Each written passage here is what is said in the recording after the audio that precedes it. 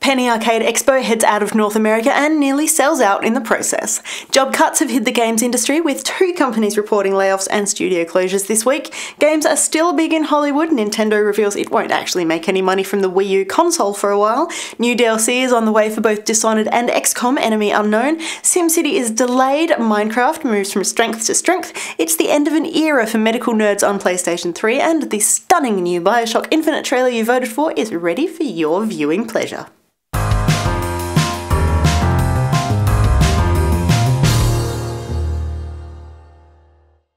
Hi, I'm Jessica Citizen, and it's official, Penny Arcade Expo is headed for its first overseas show, with PAX Australia confirmed for Melbourne from July 19 to 21, 2013. In answer to the inevitable "Why Australia?" question, Penny Arcade President Robert Koo explains that the Aussies just wanted it more. The news was formally announced on Monday morning at this year's Game Connect Asia Pacific conference, also held in Melbourne, and just 3 days later, event organisers were reporting that 50% of the event's 3-day passes had already been sold.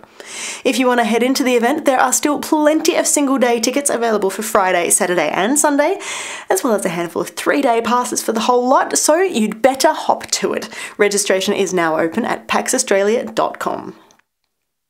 In less happy news, another series of job cuts has hit the games industry, unfortunately seeming to target the US state of Massachusetts. Things started off on a high note, with Boston-based Lord of the Rings online developer Turbine Games making some big-name hires over the past couple of weeks, including former staff from NetherRealm and Petroglyph, and, excitingly, Elder Scrolls designer Ken Rolston, fresh from Kingdoms of Amalur: Reckoning. However, that bubble burst pretty quickly when this week the company turned around and laid off an undisclosed number of staff as part of a continual review of business operations. This was made even worse with the news that casual gaming giant Zynga had just closed its Boston studio just 2 days earlier, as well as downsizing its Austin offices and laying off 5% of its full-time workforce during an Apple press conference, no less. On top of all that, Zynga announced a quarterly loss of more than $52 million, meaning the company has lost more than $160 million over the first 9 months of 2012. Moving on, we're back in Hollywood yet again with news about the Mass Effect film adaptation that has been awfully quiet for a little while. Short version, it's still happening, and it has a new screenwriter with Morgan Davis Furl joining the team. An interesting thing to point out, while Furl is apparently a massive fan of the BioWare series and has won prizes for his unproduced writings, he's never actually written a screenplay that's made it into a finished film. He is hoping he makes a grand debut. Assassin's Creed is also getting the silver screen treatment, with Ubisoft announcing that the development of a screenplay is beginning immediately. The developer is retaining control of key elements and has partnered with New Regency to bring the franchise to new audiences in a film starring Michael Fassbender. And while we're talking about Assassin's Creed, the 3rd major installment in the game is due out this week, and it's officially the most pre-ordered game in Ubisoft history, more than doubling previous record holder Assassin's Creed Revelations. However, Ubisoft isn't completely happy.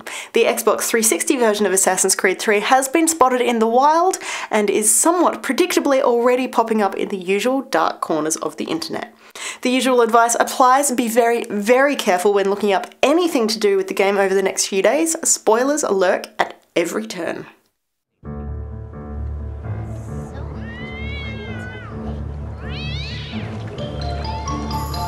Halloween comes just once a year. It's an evening of fun, there's nothing to fear. Children dress up in spooky disguises and trick-or-treat for Halloween prizes. But there are whispers of warning in the crisp autumn air. The Mad King will return, so you'd better beware. Don't listen to fools and the stories they tell. Mad King Thorn isn't real, you know very well. So come, walk a while in the pale moonlight. Discover what waits in the dark of night. All that is missing from our party is you. Celebrate Halloween in Guild Wars 2.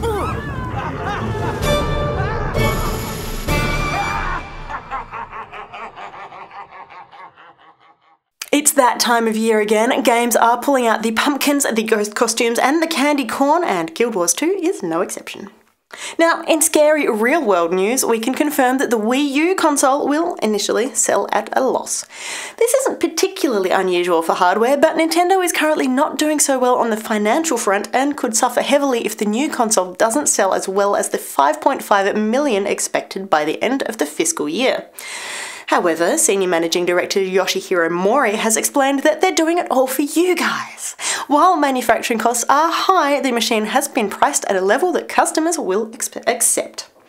On to quick things, we have 3 bits of new DLC on the way for Dishonored, set to expand the world of Dunwall and figure out exactly what you would do with a drunken whaler. The first, Dunwall City Trials, is due out in December and is packed with 10 challenge maps, each with their own unique trials and their own global online leaderboard. The second is currently unnamed, but will focus on a supernatural assassin group known as the Whalers, and the third is currently anybody's guess. 2 bits of single-player DLC are on the way for XCOM Enemy Unknown as well, with the first containing 3 new maps, a new playable character and story, and a bunch of customization options. The second one, that's again a surprise. SimCity has officially been delayed by a whole month, with the construction simulation now not due out until early March. We did get this new screenshot to tide us over, however, and while most territories will have to wait until the 8th, Australia gets it a little early, marking our residential zone from first light March 7. If you didn't think that Minecraft would ever have the success on console that it's enjoying on PC, think again. The downloadable blocky world builder has just knocked Call of Duty out of first place on the Xbox Live activity charts, pushing Modern Warfare 3 all the way down to second. It's also the end of an era, as Stanford University announces the end of folding at home for PlayStation 3 after 5 years of using your console's idle cycles to help research Alzheimer's, Huntington's, and many cancers. Described as a game changer for the university program, the PlayStation 3 initiative opened the door for new methods and new processes. It's led to numerous successes over the years, including what looks like a potentially viable Alzheimer's treatment. More than 15 million users have tried the program over its existence, racking up more than 100 million computation hours. And finally this week, the community has voted, telling Irrational Games exactly what they wanted to see in the latest trailer for BioShock Infinite. My goodness, has the team delivered. What we have here is a good look at the streets and the skies of Colombia, new ways of using your skyhook, and a quick glimpse of sidekick Elizabeth kicking butt in combat.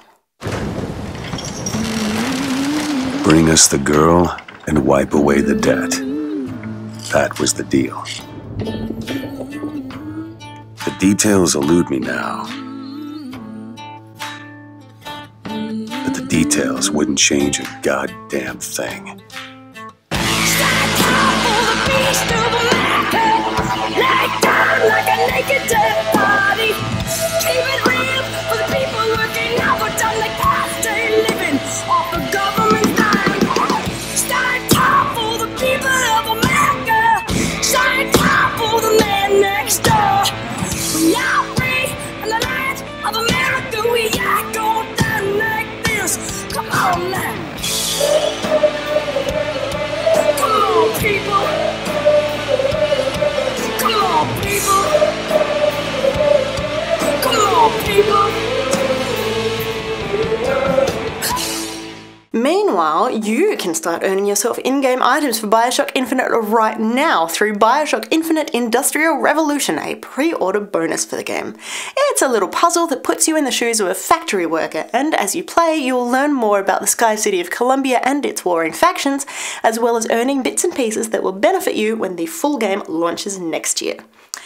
As for when the full game will launch, Irrational is still saying late February, but even the most die-hard fans have their doubts. For the full version of those trailers, or for more information on any of these stories, head to playerattack.com. I'm Jessica Citizen, we'll see you next week.